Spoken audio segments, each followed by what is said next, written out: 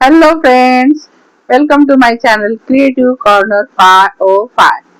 माझ्या चॅनल मध्ये तुमचे खूप खूप खूप स्वागत आहे.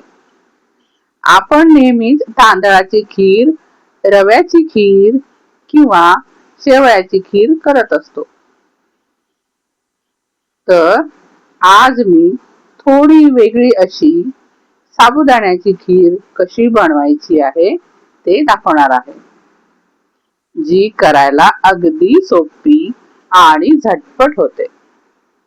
चवीला सुद्धा खूप छान होते. तर त्यासाठी लागणारे साहित्य आहे अर्धा कप साबुदाणा. मेजरिंग कपने मी अर्धा कप घेतला आहे. जर तुम्हाला वाटी वापरायची तर वाटीने अर्धी वाटी घ्या.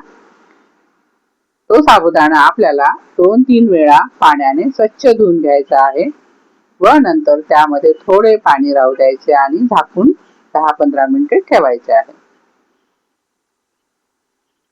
साबुदाणा छान सॉफ्ट होईल. आता एका जाड बुडाच्या पातेल्यात 1 लिटर फुल क्रीम दूध उकळायला ठेवा. दुधाला उकळी आली की दूध सतत ढवळत राहा, नाहीतर बुडाला लागू शकते. दूध बुडाला लागले तर खिरीला करपट असा वास येतो. त्यामुळे दुधाला सतत ढवळावं लागेल.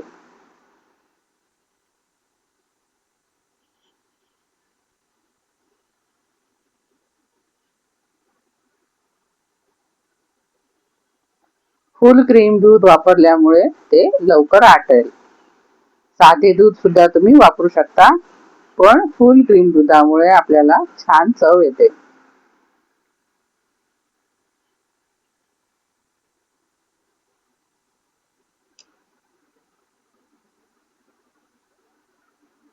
दूध साईडला लागले, कडेला लागले तर ते काढून घ्या.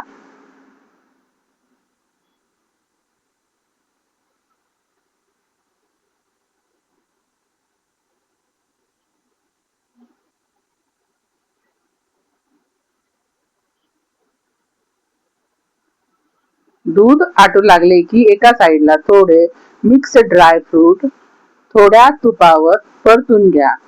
मिक्स ड्राय फ्रूट जसे थोडेसे बदाम, काजू, अक्रोड आणि टरबूजाच्या बिया ज्या तुमच्याकडे अवेलेबल असतील त्या घ्या व थोड्या तुपावर खमंग परतून घ्या आणि ते दुधामध्ये मिक्स करा. हे सगळं ऑप्शनल आहे, तुम्हाला टाका वाटलं तर टाका. आता आपला साबुदाणा चेक करूया. बघा, साबुदाणा खरंच छान फुलून आलाय आणि सॉफ्ट पण झालाय. हा साबुदाणा आता आपण दुधामध्ये घालूया.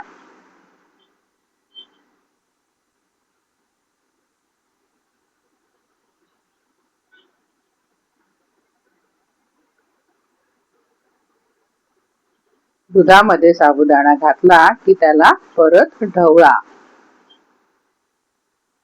थोडा वेळ दुधामध्ये त्याला शिजू द्या. साबुदाणा छान सॉफ्ट होईल आणि असा चकचकीत होईल. साबुदाण्यामुळे दूध हळूहळू घट्ट होऊ लागते.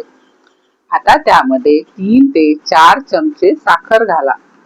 साखर तुमच्या आवडीप्रमाणे घाला, तुम्हाला किती गोड पाहिजे त्याप्रमाणे. त्यानंतर 5 ते 6 वेलदोडे किंवा विलायची कुटून त्याची पूड दुधामध्ये टाका. वेलदोड्यामुळे काय मस्त सुगंध आलाय.